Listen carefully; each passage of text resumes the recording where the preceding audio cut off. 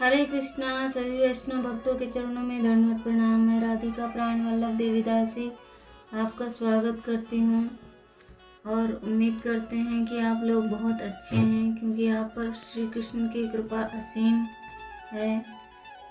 गुरुदेव महाराज की कृपा और कृष्ण की कृपा असीम है, इसलिए आप बहुत आनंद में होंगे, क्योंकि कृष्णा बहुत दयालु हैं।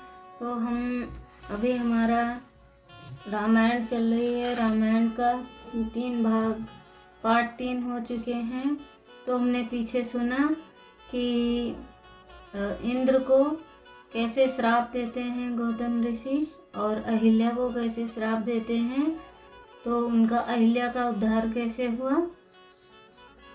तो अब हम आगे की कथा जानेंगे, सुनेंगे और भगवान की लीलाएं भी सुनेंगे। और अब हम मंगलाचरण करते हैं। ओम अज्ञानम तिमिरान्धास ज्ञानाञ्जनं शलाकया चक्षुरुन्मीलितं येन तस्मै श्री गुरुवे नमः। श्री चैतन्य मनोभीष्टं स्थापितं येन भूतले स्वयं रूपा कदा मह्यं ददाति स्वपदान्तिकम्। वन्देऽहं श्रीगुरु श्रीयुतापदकमलं श्रीगुरान् वैष्णव श्रीरूपं सागरजातं सहगण रघुनाथं तं सजीवं सावधैतं सावधूतं स्फुरन् कृष्ण चैतन्यदेवं श्री राधा कृष्ण पादान् सहगण ललिता श्री विशाखान्वितान् नमामि विष्णुपादाय कृष्ण प्रेष्ठाय भूतले श्रीमान् कर्तुदासधिकारिति नामिने नमामि विष्णुपादाय कृष्ण प्रेष्ठाय भूतले श्रीमते भक्ति वेदांत स्वामिनिति नामिने नमस्ते सरस्वती देवे गौरवाणी प्रचारिणे निर्विशेष शून्यवादी पश्चात देश तारिणे नमो महावदन्याय कृष्ण प्रेम प्रदायते कृष्णाय कृष्ण चैतन्य नामिने गौरतुसे नमः। श्री कृष्ण चैतन्य प्रभु नित्यानंदना श्री अद्वैत गदाधर श्रीवासादि गौर भक्त वृंद। हरे कृष्ण कृष्ण कृष्ण हरे हरे, हरे राम राम राम हरे हरे। जगत गुरु शिल प्रभुपाद की जय, अनंत कोटि वैष्णव भक्त वृंद की जय। मंगल भवनय मंगल हारे दाऊं सो दशरथ जर बिहारी। सिया राम मैं सब जग जानी करऊं प्रणाम जोर जुग पानी। श्री राम जय राम जय जय राम, श्री राम जय जय राम। हरे कृष्णा।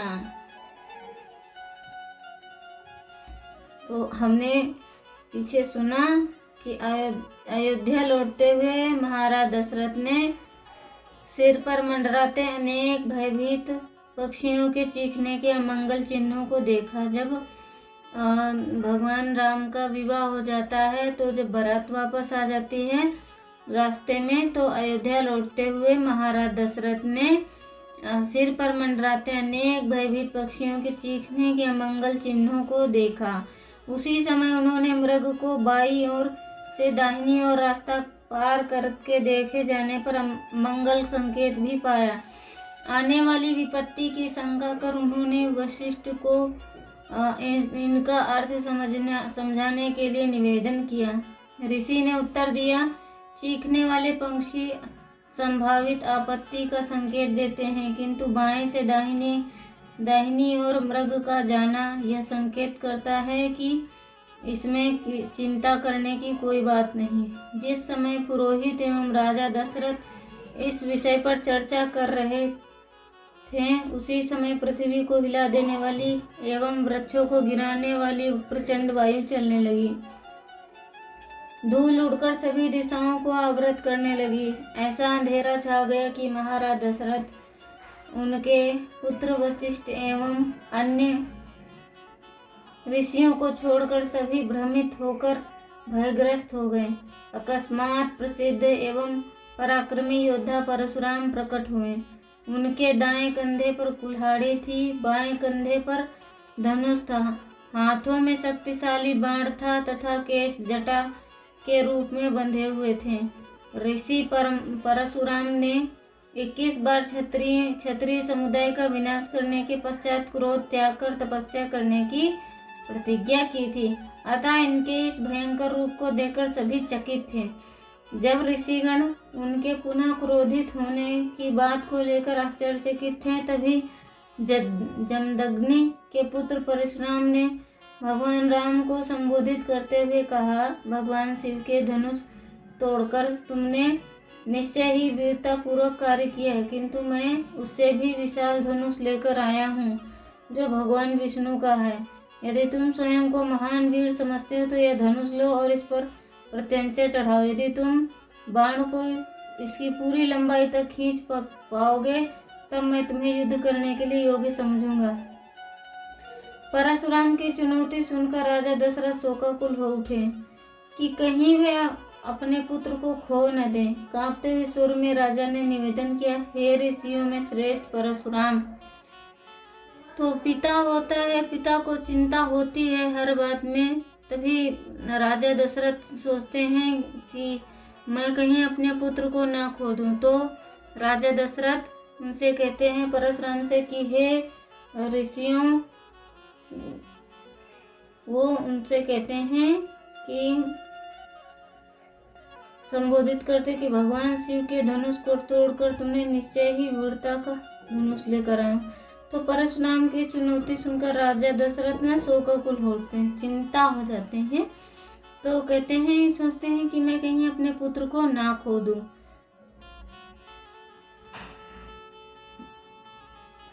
हे ऋषियों में श्रेष्ठ परशुराम, कृपया आप अपने क्रोध के आवेग को छोड़कर दें।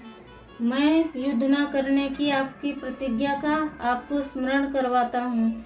कश्यप को पृथ्वी सौंपकर आप महेंद्र पर्वत पर तपस्या करने चले गए थे, किंतु परशुराम ने दशरथ की ओर ध्यान नहीं दिया। राम को संबोधित करके कहने लगे, भगवान शिव एवं भगवान विष्णु दोनों ही धनुष विश्वकर्मा द्वारा बनाए गए हैं। दोनों इसमें से एक धनुष त्रिपुरासुर का वध करने हेतु भगवान शिव को दिया गया था। एक दिन जब भगवान शिव ने उस दैत्य का वध कर दिया, तब देवताओं ने उत्सुक होकर भगवान ब्रह्मा से जाकर पूछा, भगवान विष्णु एवं भगवान शिव में से अधिक शक्तिशाली कौन है। उनकी शंका समाधान करने के लिए भगवान ब्रह्मा ने उन दोनों के मध्य एक संघर्ष करवाने में व्यवस्था की। फलस्वरूप एक भीषण युद्ध छिड़ गया। युद्ध के दौरान भगवान विष्णु ने भगवान शिव के धनुष की डोरी काट दी। विष्णु ने भगवान शिव के धनुष की डोरी काट दी एवं मात्र एक कोलाहलपूर्ण गर्जना द्वारा ही भगवान शिव की इंद्रियों को मूर्छित कर दिया। देवताओं की प्रार्थना पर युद्ध बंद कर दिया गया। जिस किसी ने वह युद्ध देखा उसने यही निष्कर्ष निकाला कि भगवान विष्णु हर प्रकार से भगवान शिव से श्रेष्ठ हैं, किंतु भगवान शिव अपनी पराजय से क्षुब्ध थे तथा देवताओं के निर्णय से अपमानित हुए। विषादग्रस्त एवं खिन्न होकर उन्होंने इक्ष्वाकु वंश के राजा देवरात को यह धनुष दे दिया। जिस किसी ने यह युद्ध देखा उसने यही भगवान विष्णु ने अपना धनुष महान मुनि ऋचिक को दे दिया। तत्पश्चात उन्होंने उसे अपने पुत्र जगदम्नि को दे दिया, किंतु मेरे पिता जमदग्नि ने इस धनुष का कभी प्रयोग नहीं किया, क्योंकि उन्होंने अपने प्रति किए गए अहित का प्रतिकार न करने की प्रतिज्ञा की थी। तत्पश्चात यह धनुष मुझे प्राप्त हुआ। कार्तवीर अर्जुन से अपने पिता के वध का प्रतिशोध लेने के लिए मैंने 21 बार क्षत्रियों का विनाश किया। तदुपरांत मैं पृथ्वी का एकमात्र शासक बन गया। मेरे द्वारा किए गए क्षत्रियों के वध का प्रायश्चित करवाने के लिए जब कश्यप ने मेरी ओर महान यज्ञ संपादन किया, तब मैंने उन्हें यह पृथ्वी दान दे दी तथा महेंद्र पर्वत की ओर प्रस्थान किया। वहां मैंने कठिन तपस्या की और तपस्या के द्वारा पराक्रम अर्जित किया, किंतु जब मैंने सुना कि तुमने भगवान शिव का धनुष नष्ट कर दिया, तब मैं तुम्हें ललकारने को विवश हो गया। यदि तुम अपने आप को एक महान पराक्रमी समझते हो तो यह धनुष लो और देखो तुम मेरे साथ युद्ध करने के योग्य है हो या नहीं। बिना कुछ बोले राम ने परशुराम की शर्त को स्वीकार कर ली। तत्पश्चात तुरंत ही धनुष एवं बाण उनके हाथों से छीन लिया, साथ ही साथ उनका तपोबल भी।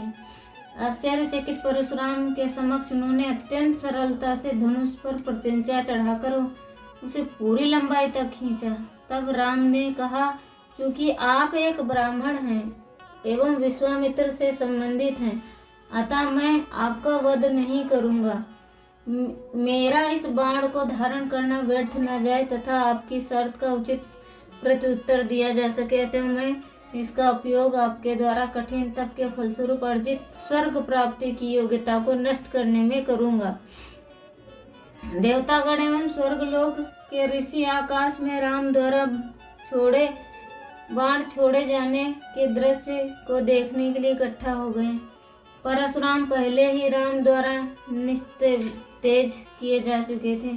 भगवान को विस्फोटित नेत्रों से देखने के सिवाय वे कुछ और न कर सकते थे। अतः जब राम बाण को अपने कान तक खींचने लगे तब परशुराम मंद स्वर में बोले, जब मैंने कश्यप को यह पृथ्वी सौंपी तब उन्होंने मुझे यहाँ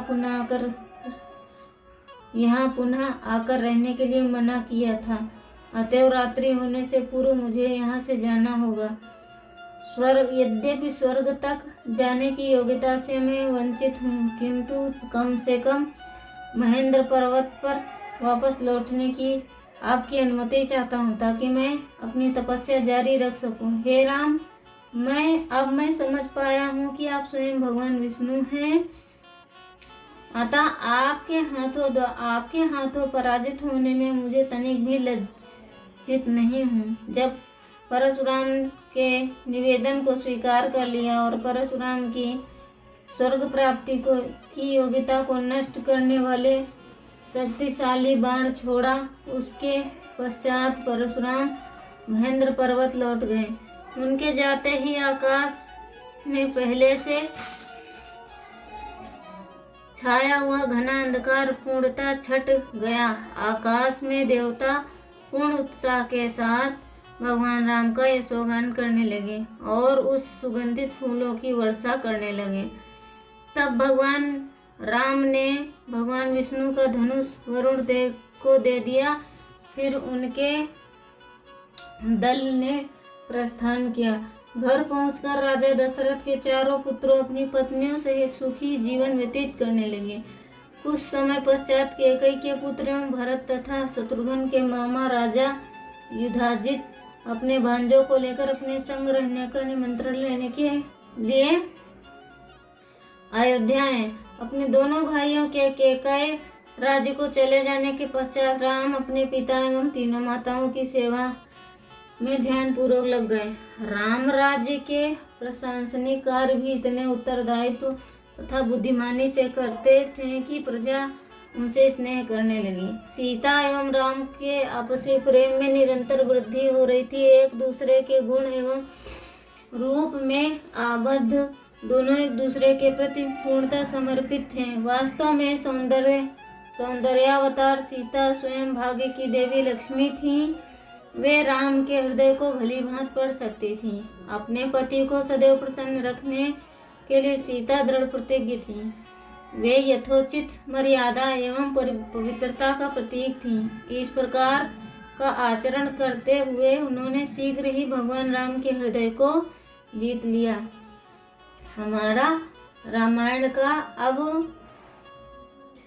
बालकांड समाप्त होता है, तो हम अब इसका आगे का पाठ करेंगे अयोध्या कांड। हरे कृष्णा कृष्णा कृष्णा हरे हरे, हरे राम राम राम हरे हरे। जगतगुरु श्रील प्रभुपाद की जय। अनंत कोटि वैष्णव भक्त वृंद की जय।